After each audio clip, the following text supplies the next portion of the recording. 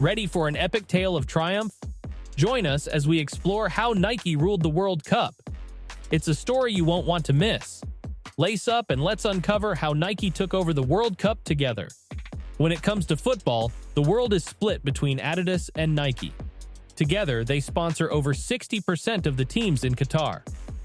However, not too long ago, the situation was quite different.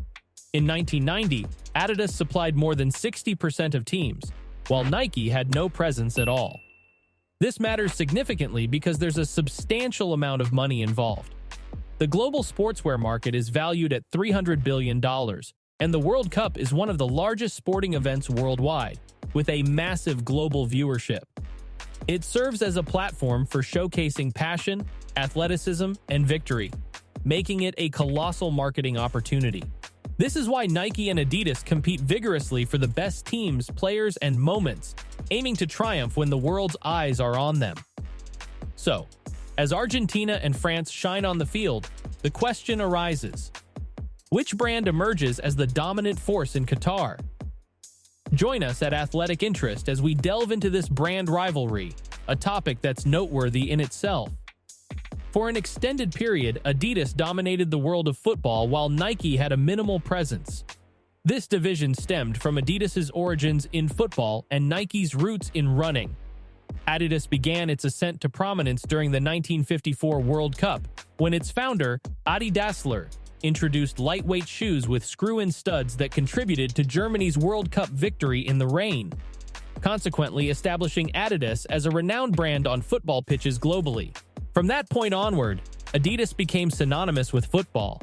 In the 1970s, Horst Dassler, the head of Adidas, played a pivotal role in commercializing FIFA, from creating a television market to orchestrating sponsorships and broadcasting rights.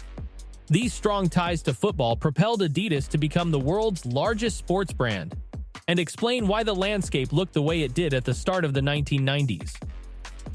During this time, Nike had no football presence, and football was unaware of Nike.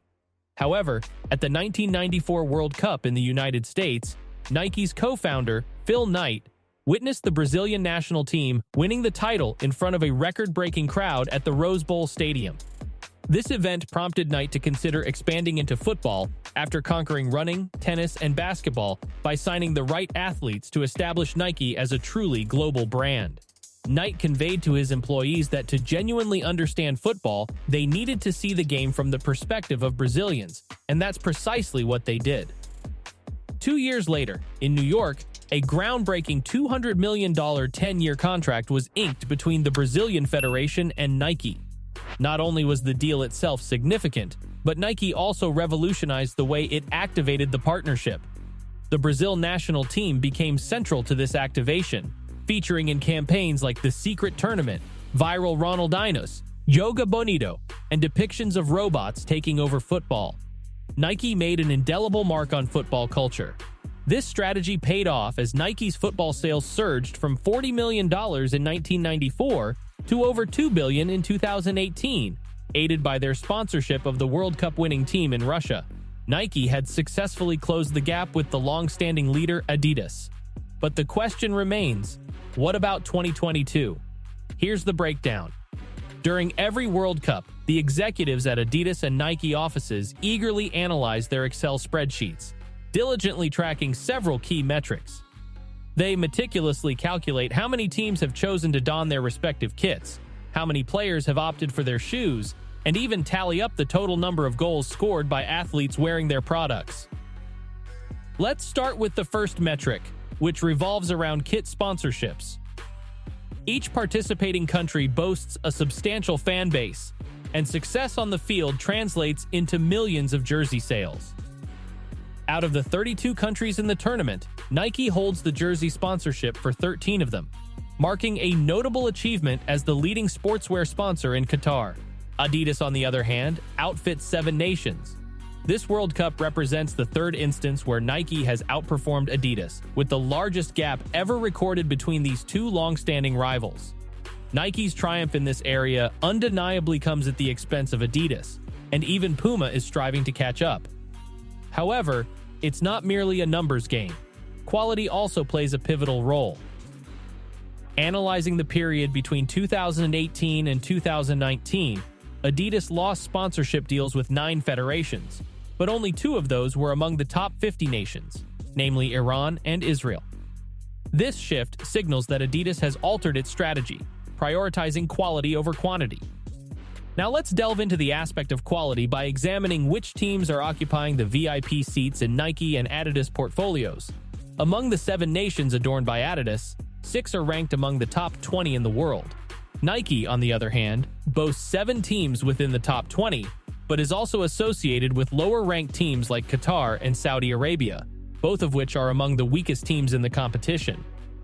Nonetheless, Nike's inclusion of teams from major markets like England, France, and the US virtually guarantees substantial jersey sales. Remarkably, among the top 4 teams in this sponsorship race, 2 belong to Nike, 1 to Adidas, but the unsung champion is Puma, which sponsors Morocco.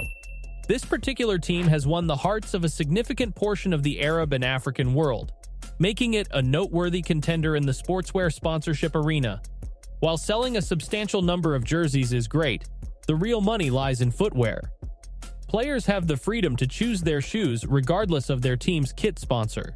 Therefore, both Adidas and Nike strike individual deals with players, which have become increasingly significant in today's era of superstar athletes. Players like Ronaldo and Messi wield an unprecedented level of influence on social media, giving them commercial power that often surpasses that of many clubs and national teams. In the realm of shoes, Nike once again takes the lead, with almost half of the players in Qatar opting for Nike footwear, followed by Adidas with over a third. However, Nike's dominance has slightly waned compared to 4 years ago when they had over 60% of players, as they've lost some endorsements. It's important to note that it's not just about the number of players wearing a brand's shoes. Quality matters too. Nike also excels in this regard, with most of the goals being scored by players wearing Nike boots. When it comes to the squads of the 2 finalists, it presents a classic Adidas versus Nike scenario, showing a more balanced picture in terms of footwear choice. Before declaring the winner in the brand competition, let's acknowledge 2 notable mentions. First, New Balance deserves credit despite having only 10 sponsored players. These players, although few in number, have made their mark by scoring 5 goals for prominent teams. Additionally, Louis Vuitton made a significant impact even before the World Cup commenced. The iconic photo featuring Ronaldo and Messi playing chess went viral, becoming the second most liked post ever on Instagram. However, when it comes to on-field dominance, Nike emerges as the clear brand champion this year. In 1990, they didn't have a single team represented at the World Cup. Fast forward to 2022, after nearly a century of Adidas's reign, Nike has seized the top spot. Yet, Nike's victory isn't as overwhelming as it could have been, thanks in part to Messi and Argentina's performance. Messi, a key ambassador for Adidas, once again delivered on the global stage. Now, the focus shifts to the future, as both Nike and Adidas managers will be scouting for potential heroes of the 2026 World Cup. That wraps up our story of how Nike conquered the World Cup. If you loved this journey, subscribe and hit like below. Questions or thoughts? Share them in the comments and follow us on social media for more. Thanks for watching.